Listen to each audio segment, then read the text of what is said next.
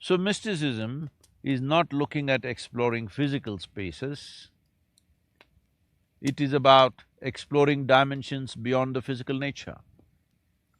That means fundamentally, using some method, doesn't matter what, some method to transcend the limitations of sense perception so that we can touch and experience dimensions beyond the physical. The mystics of this world, right from ancient times, have been of various kinds. One will not resemble the other because everybody does it in their own way. Everybody finds a little passage of their own. But there is a whole science, the yogic sciences are about this, that you can work systematically to transcend. It need not necessarily be a chance happening. So Native American mysticism is of a certain sort. We will bring many aspects of their pursuits and their experiences. But one thing we need to understand, being today almost everybody having been to school, they naturally have misunderstood memory as intelligence, because whoever could remember every word in the textbook looked smart in a classroom. Well, we must understand this is not accumulative knowledge. Cumulative knowledge is not going to help. Knowing and knowledge are two different things. Knowing is like daylight, just beginning to happen here, sunrise it's just there. Knowledge is a cumulative or an accumulated dimension that you have to carry. It is a sack on your head and it's heavy. So,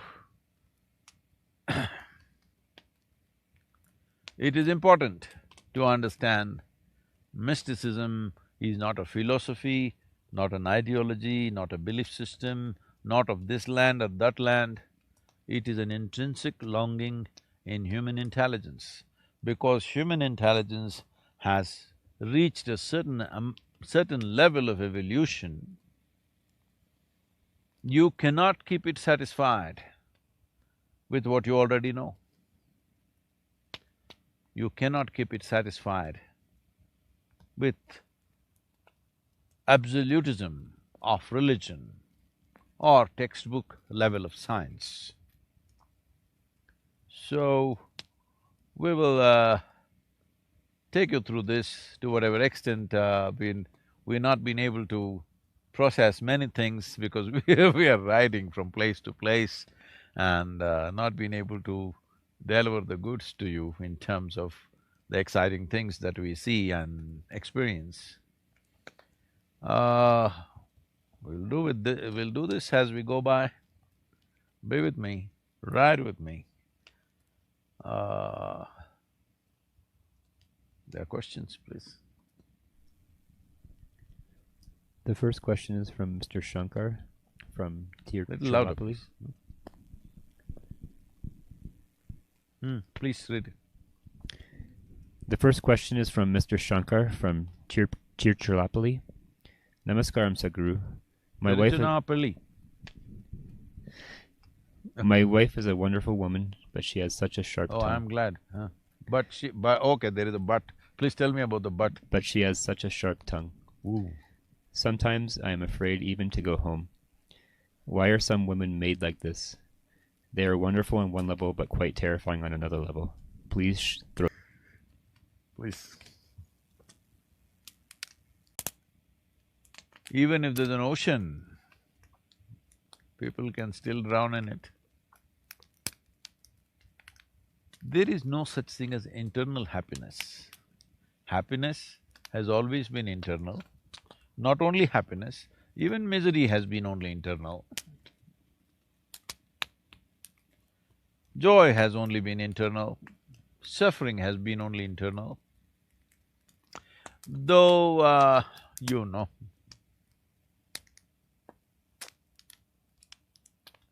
poets and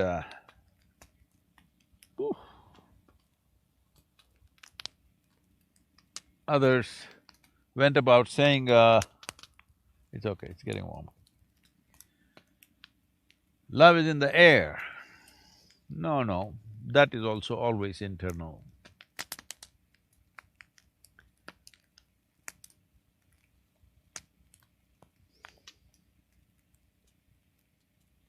Everything that you experience is internal. If you ever thought or deceived yourself to think that there is an oasis of happiness or love or joy somewhere, well, you will be deeply disappointed after some time, because many times it looks like that. Many times it looks like that there is an oasis or an ocean of joy somewhere else. No. All human experience is generated from within you. It's up to you what kind of experience you generate. Well, everybody wants to guide the youth or the children because you think children are the problem. No, they are just a miniature version of you. And if they are looking like such a serious problem, I think you need to have a close look at yourself. Because they're just a small, small prototype of you. So if they are looking terrible, you need a close look at yourself. Children are not the problem. If the adults transform themselves, you don't have to worry about the children. No, no, no, Sadhguru, my children… Oh, if your children are a problem, as I just told you, that is a miniature problem. The larger problem is sitting here. So, and you said you're listening to my videos also.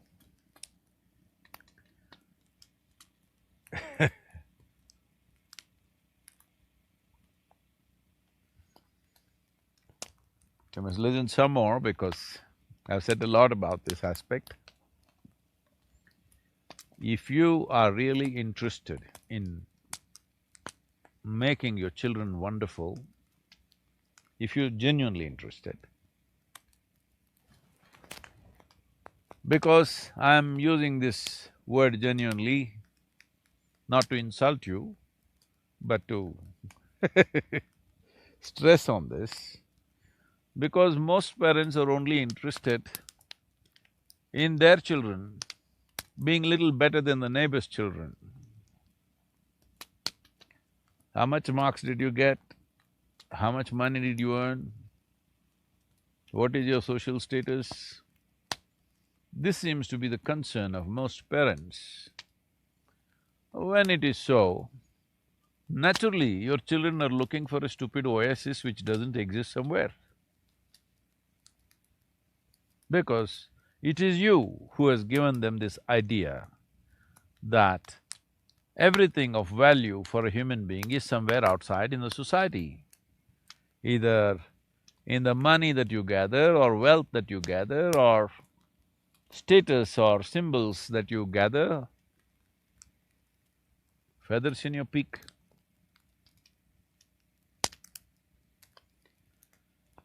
So, you change that.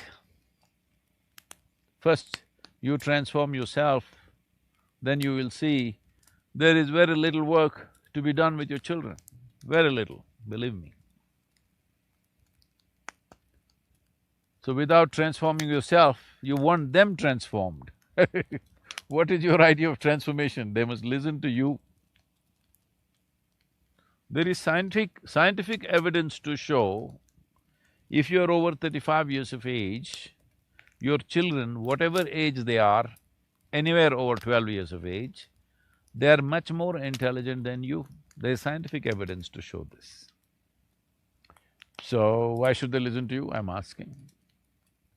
Or if you go with your own thing, you're talking about satisfaction, let me upgrade that thing. Between you and your child, who is more joyful in a given day? If the answer is your child, then you tell me who should be a consultant for life? Definitely not you, it's the child. So, this attitude that children are born wrong and you're going to fix them, Creator has made a mistake. No, it's your mistake, you should know that. And you're going to fix the mistake. No, nothing like that. Life has come well. It is just your messing which is the problem. So whatever mess up you've done with yourself, if you fix that, there will be very little to fix with your child. Maybe you have to just teach them a few survival skills to survive in this world. And rest of it, that life will figure out in its own way. Or you said, throw some light, is it? No.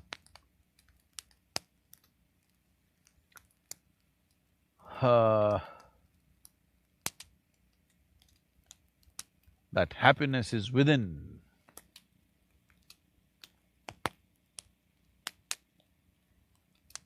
I want you to look at something very fundamental. Did you find a job or start a business or decide to go after something in search of happiness, thinking that it will get you happiness, or you found happiness within you and as an expression of joy you went out and did this? Now you have a child means you're married, I believe. So did you get married in pursuit of happiness or in expression of your joy? Did you have children in pursuit of happiness or in an expression of your joy? You must look at these things. Don't make your children listen to this video. You should listen to it and get it, because this is very important that you understand. You yourself have been looking for that oasis all your life, and now you want your child to find inner satisfaction or inner fulfillment or joy. How will this happen? You're definitely not qualified to do that. So, qualification is not in some learning, qualification is in just this simple realization: human experience can only happen from within, that's all. Whatever it is, joy or misery, can only happen from within. Fulfillment or disgruntlement, both can only happen from within. If you know this one thing absolutely, do whatever you want. What's my problem? You like frustration, enjoy it.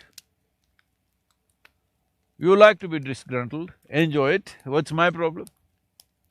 But you must know, it is caused by you, nobody else but you, that's all. As long as you know this, then what you want to cause to yourself is up to you.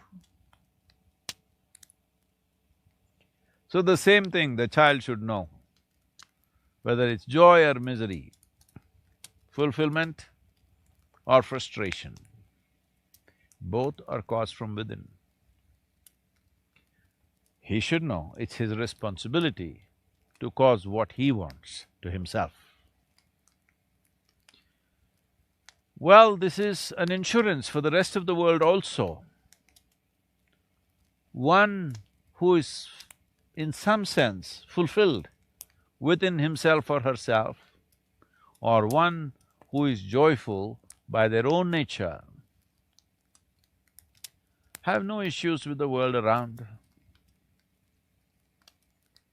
Because when your well-being does not depend on anything around you, then you will do what is needed. Sometimes what you needed may need gentle handling, sometimes it may need forceful handling, sometimes it may need loving handling, sometimes it may need tough handling. You will do what's needed. Only when you're able to do just what is needed will your what is called as human intelligence, which is a phenomenal process, it's not just intellect of thoughts, human intelligence will find expression. But if you are tied up in knots, this will bring happiness to me, this will bring unhappiness to me, this I enjoy, this I suffer. Once you're tied up in these boundaries and knots, your intelligence is frozen. It will never melt it will never flow like water, it is frozen. Well, frozen ice has its purposes. Frozen ice is good for future. I mean to say, when you go to heaven, maybe your intelligence will unfold. But there they say everything is fantastic, you don't need to be intelligent, God manages everything for you. So you won't need it there also. And carrying a block of ice and carrying a block of anything as a head is a wasted life. So the moment you identify what makes me happy, what makes me unhappy, what you enjoy, what you don't enjoy, the moment you identify this, you must understand your intelligence is frozen within the boundaries of that. So if you want your child to be released from that, you must set an example, not give lectures on how to find inner satisfaction. Suppose your child stands up and asks, if you were so fulfilled, why did you get married, why did you bear children, what will you do? I hope you don't have to face such ugliness in your life. So please, transform yourself, don't try to transform your children. If you transform yourself, you will see child will be the first one to react and respond to it. Of course, they'll be very sarcastic in the beginning because, you have past karma, they have seen you. But in terms of responding to any transformation, you will see a child or even a youth will be the first one to do that because it is the nature of life. A fresh life always has more response capabilities than a conceited life which has formed ideas and opinions about everything. So age is just this. What is being young and what is being old, if you ask me? It is all a question about how many conclusions have you made about life. If you have a lot of conclusions, you will become ancient right now. If you have no conclusions about anything, you're willing to look at everything fresh, then you will see, you will be bubbly and very childlike. So it's up to you that you want to be an adult boss who molds this born into enslavement life. I'm talking about your child. Children are born as slaves, unfortunately, in this world still. I wouldn't say that for every parent, but largely. Because he is supposed to sit when you say… because you yourself do not know yet. Most of the people still do not know what to eat, what not to eat. But they know what the child should eat.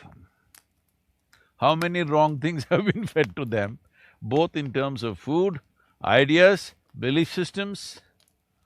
How much mess up has been done from generation to generation because you're trying to teach something that you yourself do not know. Don't do that.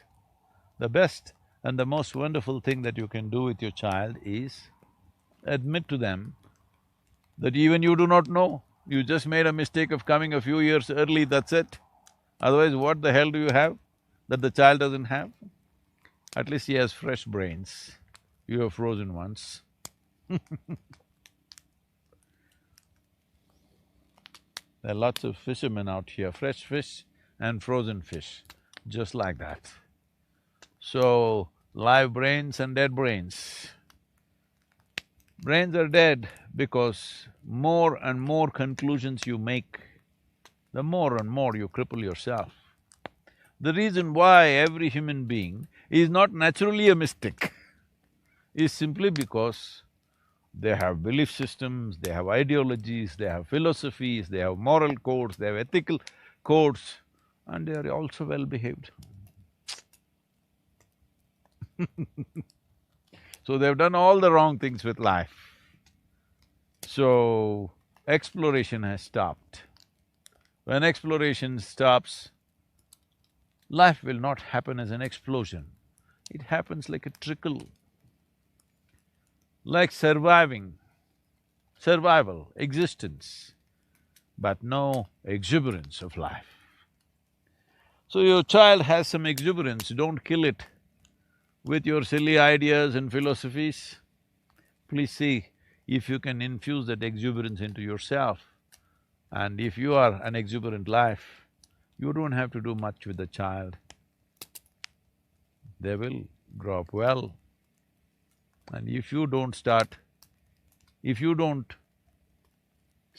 running after some mirage of an oasis, it's just a mirage, there is no oasis. That it looks like it's going to satisfy everything, but when you get there, it doesn't work. You must see the advertisements. If you look at the commercials on the planet, you will understand what I'm saying. There was because you're using the word satisfaction, there used to be one ad in India when we were growing up, action for satisfaction, scissors, smoke the cigarette and you will be satisfied. Well, fortunately that brand is gone out, I think. Scissors, it'll cut your lungs from inside, that's what they were saying. You didn't get it. Generations of people smoked it. Here, somebody's advertising, you buy this car, that's it, your life is fulfilled, you will be joyful for the rest of your life. Well, you can… I'm not encouraging you to smoke, but you can smoke a cigarette, you can buy a car, but smokers don't look joyful, nor drivers look joyful. Just watch on the street, all those people who are driving their dream cars, are they bursting with joy? They're not. So, the oasis only is a mirage. If you don't see that, don't expect your child to see that. You have to show it to him by example, not by your teaching. Namaskaram, this week, because both in United States and in India, they're expecting a surge of the virus. Ensure that you don't catch it. Ensure that you are not one of those superheroes who are super spreaders. Please be a responsible, sensible human being. Stay alive, that's the biggest responsibility right now. You and me should stay alive and ensure everybody around us stay alive. Just make that happen for yourself, because we're in such times that this will be the best thing you did, that you stayed alive and you made sure everybody around you is alive. That's the best thing you can do right now.